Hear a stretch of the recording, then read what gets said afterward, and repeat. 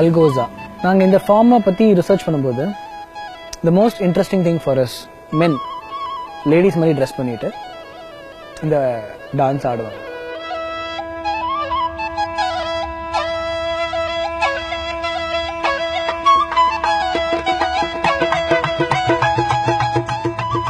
So இதெல்லாம் பார்க்கும்போது எங்களுக்கு இட் வாஸ் ரியலி இன்ட்ரெஸ்டிங். நாங்கள் என்ன முடிவு பண்ணோம்னா இந்த அல்கோசா ஃபார்ம் பற்றி இன்னும் கொஞ்சம் டீட்டெயிலாக எக்ஸ்ப்ளோர் பண்ணலாம் அப்படின்னு சொல்லி முடிவு பண்ணோம்.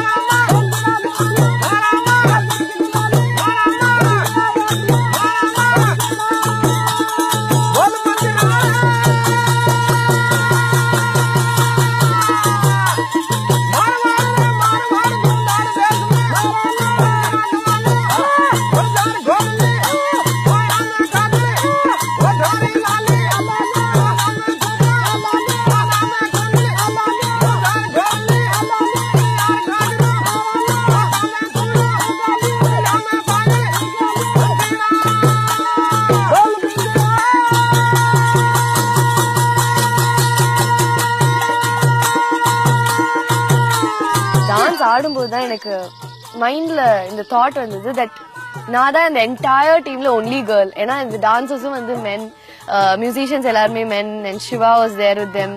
ஸோ எனக்கு வந்து ஒரு பயங்கர ஒரு டிஃப்ரெண்ட் ஃபீலிங் இருந்தது. பட் எனிவேஸ் அந்த மென்னோட டான்ஸ் ஆடும்போது அவங்க ரொம்ப ஃபெமினினா இருந்தாங்க. ஸோ அந்த ஆஸ்பெக்ட்லயும் நான் வந்து ஐயோ என்னது பசங்க நடுவில் இருக்கோமே அப்படிங்கிற ஒரு ஃபீலிங்லாம் எதுவும் வரல.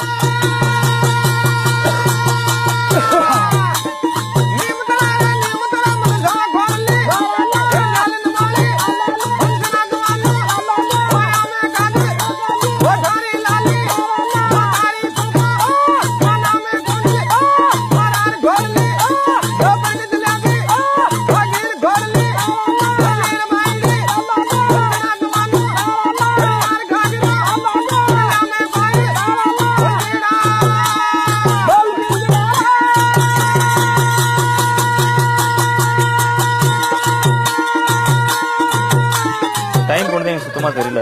அண்ட் அது வந்து ரொம்ப ஒரு இன்டீரியர் கிராமம் மாதிரி, பக்கத்தில் எந்த ஹோட்டல் சாப்பிட்றதுக்கு எந்த இடமும் போகிற வேலை எதுவும் இருந்த மாதிரி தெரியல. சரி மத்தியானம் எதனா சாப்பிட கிடைக்கும் அப்படின்ற ஒரு ஐடியாவில் தான் இருந்தோம். அண்ட் ஒன்ஸ் ரெக்கார்டிங் ஸ்டார்ட் பண்ணோன்னா சுத்தமாக லஞ்ச்ன்ற மேட்ரு சுத்தமாக மறந்துடுச்சு.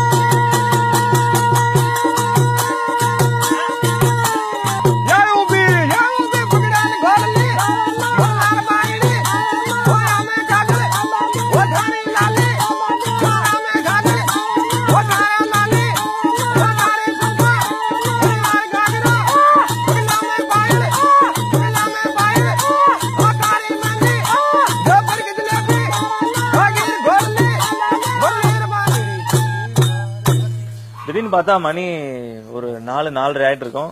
அண்ட் அவங்கலாம் வந்து வாங்க வீட்டுக்கு போகலாம் அப்படின்னாங்க. சரி ஓகே வீட்டுக்கு போனால் டெஃபினட்டாக நமக்கு எதனா லஞ்ச் இருக்கும் அப்படின்ட்டு பயங்கர பசியெல்லாம் பில்டப் ஆனோன்னு அவங்க வீட்டுக்கு போனோம். வீட்டுக்கு போனோன்னே ஃபர்ஸ்ட் எல்லாருக்கும் டீ கொடுத்தாங்க.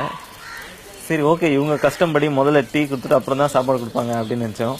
ஆனால் டீ கொடுத்தோன்னா ஓகே அப்படின்ட்டு எல்லாம் நார்மலாக திருப்பி பேச ஆரம்பிச்சிட்டாங்க. சரி எப்படி கேட்கறதுன்னு யாருக்குமே தெரியல.